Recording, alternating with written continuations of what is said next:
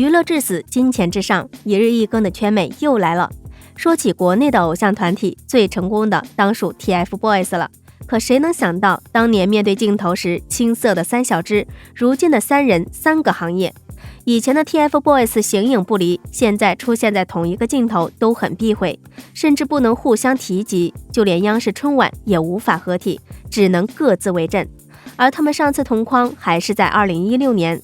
曾经的 TFBOYS 火遍大江南北，是时代峰峻行走的摇钱树。可谁能想到，10年之约还未到，就闹起了团体解散、2人离开、1人续约的风波。甚至当年立下10年之约的微博，还是在粉丝千呼万唤下，才从个人可见转为公开。虽然时代峰峻对此发出不少声明，但 TFBOYS 名存实亡早已是不争的事实，而他们的现状也早已今非昔比。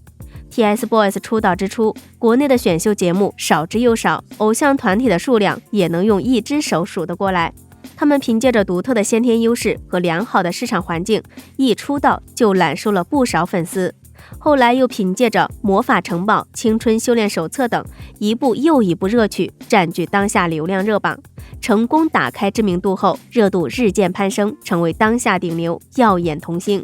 可惜的是，很多人都曾因为 TFBOYS 的出现而开心激动，却从未想到有一天他们会分开，更没有想到致使他们分开的原因从一开始就埋下了伏笔。令很多人印象最深的一幕就是王源、王俊凯、易烊千玺三人同坐嘉宾席，粉丝排着队给他们送礼物要签名。王俊凯、王源的桌子上东西堆得放不下，易烊千玺那儿却少得可怜，仅有的只有看别人一次又一次走过时脸上无奈的笑。每次参加节目录制，总是少不了被主持人问到，你们3个人中间谁最受欢迎？要不然就是这个团队里谁最受女孩们的喜欢。不管时间转过多少圈，同样的问题被问过多少遍，最终的答案总是莫名的相似，因为不是王源就是王俊凯。或许是2人天生爱聊也爱开玩笑，也可能是2人同为重庆人，既放得开，彼此也有熟悉感，所以不管走到哪儿，2人都是节目组里的氛围担当。同样，他们的观众喜爱度也是与日俱增。相反，再看易烊千玺，他的世界就显得有点清冷。唯一可以回答的问题就是这个组合中谁最能吃，谁吃东西最多时，他才能掌握话语权，但也只是短短几秒钟。而面对记者采访时，他总是被记者忽略的那一个，甚至有时候他还在举着话筒讲话，就会被某些人无情打断，紧接着开始 cue 下一个流程。尽管很无奈，但易烊千玺总是乖乖放下话筒，听主持人的安排。外人虽无情，但队友很有爱。随着慢慢长大，身为队长的王俊凯总是会有意无意地照顾弟弟，时不时提醒媒体让千玺说吧，千玺还没说完，等等举动很让人窝心。年少成名，前路未卜，但很庆幸这是一个有爱的团体，也有王俊凯这个暖心的小队长，才有了 TFBOYS 这个人见人爱的组合。但怎么也没想到，时代峰峻2017年的一个决定，既让三小只从此分道扬镳，也让他们的发展差距有了天壤之别。2017年9月，王源、王俊凯、易烊千玺3人各自成立个人工作室，并开通官博， TFBOYS 解散的传言也由此散开。虽然时代峰峻对此做出紧急辟谣，并声称此举是为了让他们能够有更好的发展，但大家心知肚明， TFBOYS 从此再难有团聚之日了。但怎么也没料到的是， TFBOYS 单飞的这5年里，他们3人的发展状况发生了翻天覆地的变化。先说队长王俊凯，从小活泼爱笑，人气最高，做事也很顾全大局。在 TFBOYS 大火的那几年，他的资源流量相当不错，也凭借着优异的成绩，在2017年6月踏入北京电影学院的大门。同年8月参演电影《解忧杂货铺》，9月就担任了《王牌特工2》黄金圈的中国推广大使。王俊凯的起点之高，真不是一般人能比的。但真正让他火出圈的，还是中餐厅和高能少年团。就当他凭借着与生俱来的综艺感和高情商热度暴涨时，相关质疑声也随之而来。王俊凯到底行不行？没有了王源和王俊凯打掩护，这舞台真让人失望。王俊凯不是走的表演道路吗？为什么只在综艺上蹦跶？难道要当综艺咖？流量只能让人火一时，要是真的有本事，王俊凯真的决心当演员，那就用作品说话吧。外界各种各样的声音接踵而至，加之王源和易烊千玺在各自领域里绽放光彩，王俊凯的压力也与日俱增。后来很长一段时间，王俊凯消失了，综艺里不见他的身影，青春偶像剧也没他的存在，更没有任何作品在播，因为他在各大电影剧组里不断穿梭着，接演的也大多是大导演且不靠颜值取胜的作品，急于用实力证明自己。但事实上，这些作品里要不是早已拍好迟迟不播，就是已经播出的阵容太强，无法凸显王俊凯的优势。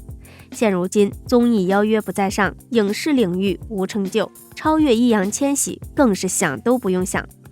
唯一可以指望的就是还未上映的断桥，看口碑票房能不能为他扳回一城。不过如果王俊凯在影视这条路实在走不通，未来也只能靠综艺续命，继续吃 TFBOYS 剩下的红利了。王俊凯难在没有作品证明，王源这块倒是颇有优势。2017年和2018年是王源事业的高峰期，不仅是第一位受邀参加联合国青年论坛的中国艺人，也是首位登上联合国世界舞台的中国少年偶像，也曾作为代表参加5·4座谈会，出任联合国儿童基金会青年教育使者等等，同时也是各大综艺和杂志的常客。尤其是担任了《王牌对王牌》的常驻嘉宾后，他的热度再高一重。与此同时，他还参演了王小帅导演的《地久天长》，虽然只是客串的戏份，但架不住演员阵容够强，故事班底靠得住。该影片上映后，不仅口碑票房双丰收，更凭借实力成为国内外电影节上的常客。在综艺舞台上，他极具天赋，在表演上也有看得到的潜力，在国际舞台上既有权威，表现的也落落大方。但凡王源所到之处，尖叫声不停，夸赞声不断。有着如此好的观众缘，有着如此好的开头，王源在高中毕业之后，却毅然决然选择去伯克利音乐学院进修，专攻音乐。而且在出发前夕，王源特意留了一头利落短发，好像是在和过去告别，又好像准备开始新的征程。既然已经做了选择，必然要放弃什么。在王源潜心音乐的这几年里，除了偶尔参加几档音综，参与春晚节目录制外，发出的几首专辑也都反响平平，其热度和影响力简直没办法和 TFBOYS 时相提并论。不过既然决定潜心音乐，适当减少曝光也不是什么坏事。可惜他的负面新闻却传得比什么都快，先是当众吸烟被拍，遭受全网黑，后来又在录制奇异剧本杀时被爆出脏字，路人缘一败再败。如今的他再出现在大众面前，少了几分纯真与快乐，多了几分成熟与谨慎。电视剧《灿烂灿烂》播出后，对于他的事业也没多大好转。不过与王俊凯比起来，王源的未来倒是选择相对比较多，既有在音乐学院的专业肯定，也一直发着专辑刷足存在感，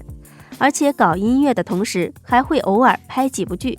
哪怕这两条路都走得不如意，王源还可以继续在综艺上圈粉。毕竟当年缺席《王牌对王牌》的录制时，舍不得的声音此起彼伏。如果能够再度回归，那话题度也是相当不错。终归来说，王源的事业路走得比较广，发展可能性也多，但与易烊千玺比起里就稍微逊色。以前的 TFBOYS 组合里，易烊千玺是最不被看好的那个，唯一的标签只有努力与谦虚。如果说以前他的资源与规划都是得益于组合的光芒与优势，如今的他却是无数人高攀不起的存在。从三小只确认单飞的第2年，易烊千玺除了参加《这就是街舞》外，工作重心很明显偏向影视行业。而电影《少年的你》的出现，无疑是他做出的最正确的选择，也让他的人生彻底翻盘。在《少年的你》上映那年，流量、爱豆等名词盛行，看脸下菜也成为行业无法避免的漏洞。影视行业相关人员虽有不满，但也只是无声的抗议。直到刘北山的出现，让他们看到了所谓流量的真正定义，也看到了未来的希望。少年的你上映的第2年，突遇疫情，电影行业遇冷，待播影片等待影院复工，在拍影片被迫按下暂停键。而在此时，易烊千玺凭借着刘北山一角，成为各大电影节的常客，同时拿下不少新人奖，成功打开知名度。本就有着庞大的粉丝做基础，如今就靠演技成功证明自己。这时候的易烊千玺没有摇摆，也没有随意挥霍自己的羽毛，而是继续在电影行业深耕，加深大家对他的印象。后来，易烊千玺先后参演《送你一朵小红花》《长津湖》等电影的拍摄，班底一部比一部强，票房一部比一部高，而且皆是正能量角色的体现，成功成为未来可期的代名词。